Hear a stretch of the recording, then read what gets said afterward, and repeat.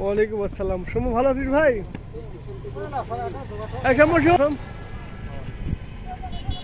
আর ভাই মেনলি একা থাকি বুঝলেন, বুঝছেন মা?